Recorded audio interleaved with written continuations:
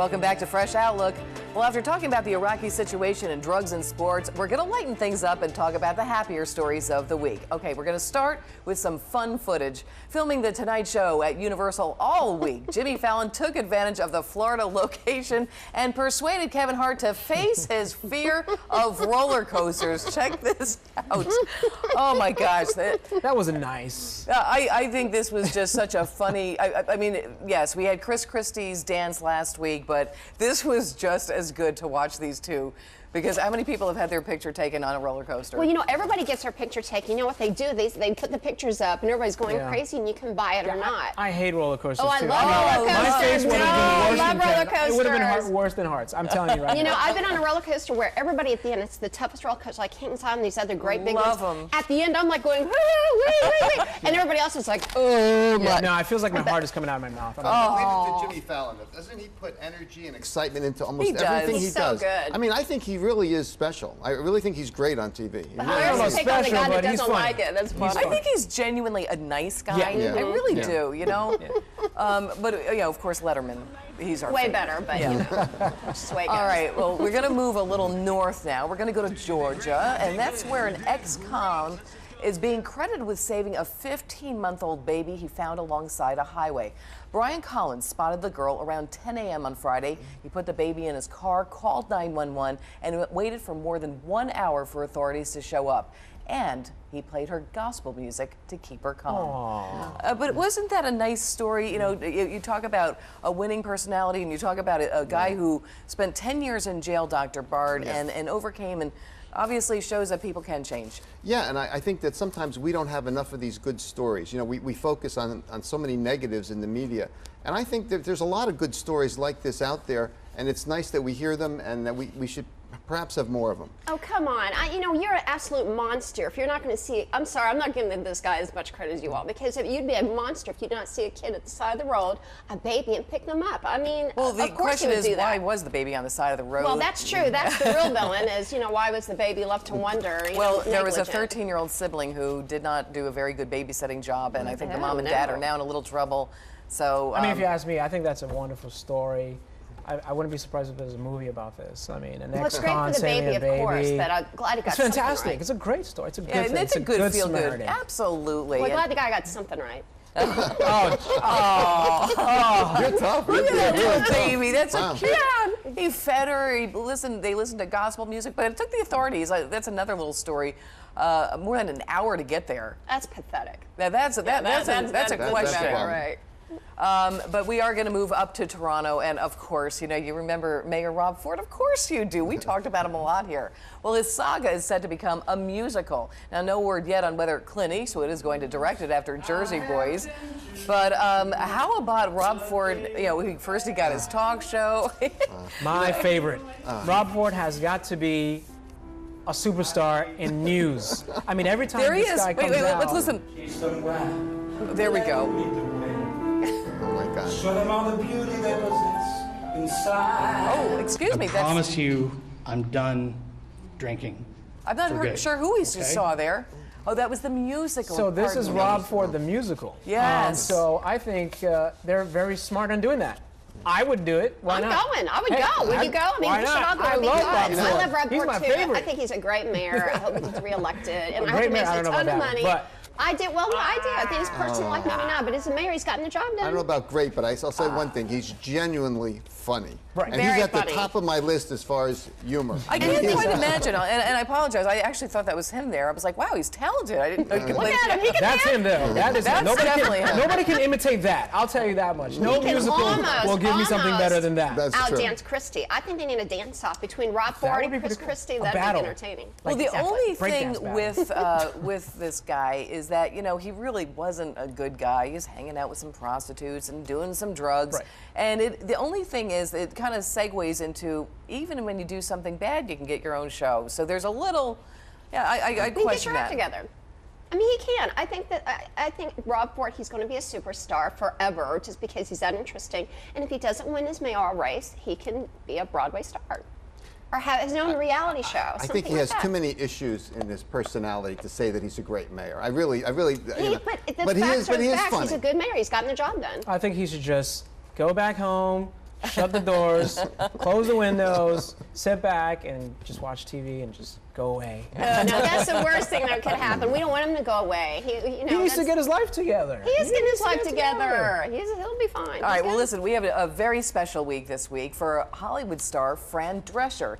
Now, after starring in hit shows on TV and Broadway, the star is now hitting a new high. This week, she announced she has been cancer-free for 14 years. Now, if you weren't aware, she has a cancer awareness campaign called Cancer Schmancer, and she is also launching a new educational program to teach kids more about cancer awareness. So I just think that this is such a wonderful thing when you see somebody conquer cancer and is a cancer survivor, and just kudos to her for doing so much. Yeah, and there's so many people out there that needs that kind of support and to think about it in a certain way, and she's presenting it extremely well. I think deserves a lot of credit. And actually, I was just in an event for Tavern on the Green. You know, they reopened Tavern on the Green, and she was there, and she was so nice to everybody.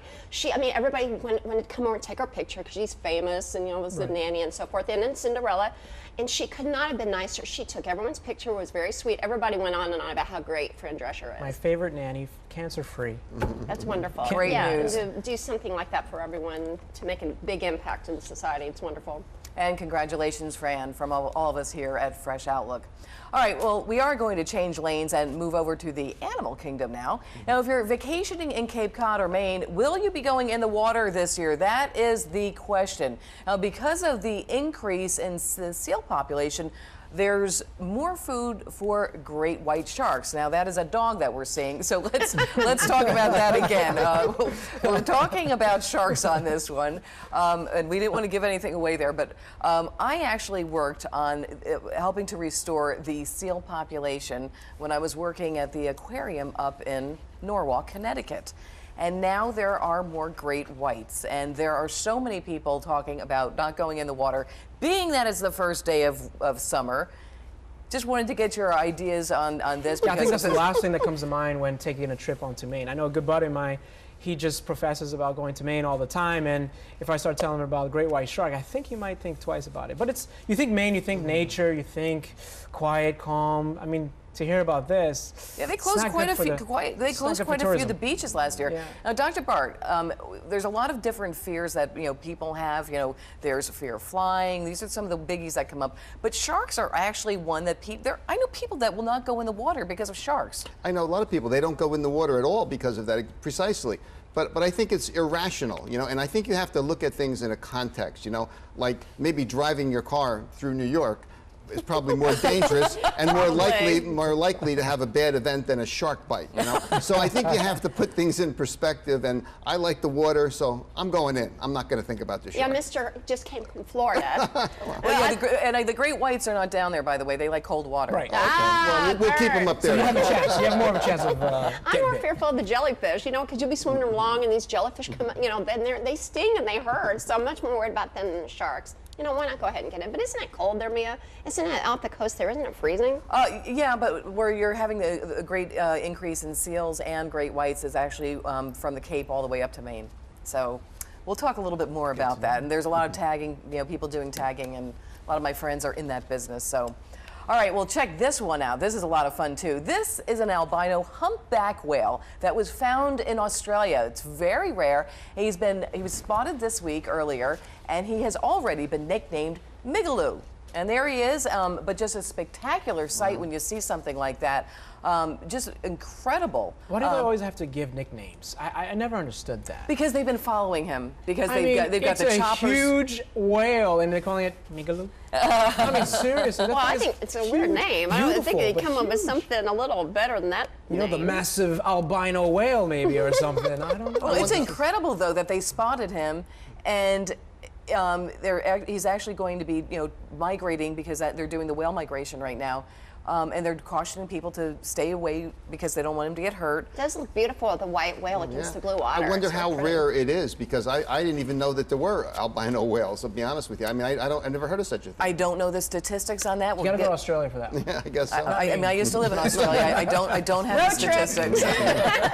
We're gonna take Fresh Outlook in Australia. Why not? That'll work. All right. Well, we also want to end with a beautiful story for you. We have the winner in a beauty pageant of sorts, a 2-year-old mutt named Peanut, representing North Carolina. Well, she has won this year's Ugliest Dog Contest. Thousands of people from across the country brought their dogs in here to see who could win this. But you have to see, I don't know if we have a close-up of this dog. The eyes bulge, I hope and he's got these teeth that just protrude, and he really, Yeah, she, is it she? I believe it's a she, She's pretty ugly. Very ugly. Pretty Yeah, ugly. super ugly. Yeah. Deserving. Ooh. Yeah, that's Oh, I know. I just think it's such a funny story that people from all over the country Mia, do you this. always come up with those pictures. Go back to the white whale, please. I guess nobody has any better chance of winning a contest as such than a pretty dog. Well, listen, I got to tell you, Yeah, I good once dog. went to a hot dog contest where they brought. Hot dog eating contest? No, well, they had that too. It was haven't seen that everything dachshunds, long hair, short hair, miniature. And it was held in New Jersey, and they had something like 1,000 people come. Everybody ate hot dogs. Everybody had hot dog mobiles. I was like, wow, I'm sorry, you there's people. something kind of wrong with that segment. There's some weird psychological thing. Yeah, we'll keep it between Yeah. us, okay? We'll keep it between us. There's the ugliest dog with her teeth. That's don't know. wish her Look at that little trophy congratulations. for that little bitty dog. It's hilarious. Gotta love all dogs, though. I don't care. Well, listen, this is Better cats. the first day of summer, so fire up that barbecue, put on the shades, go out and have a wonderful time, everybody, and absolutely Have your hot dogs. have your hot dogs. Why not? That is all we have time for here on Fresh Outlook. I'm Mia Toski. Enjoy your first week of summer, everyone, and we'll see you back here next week.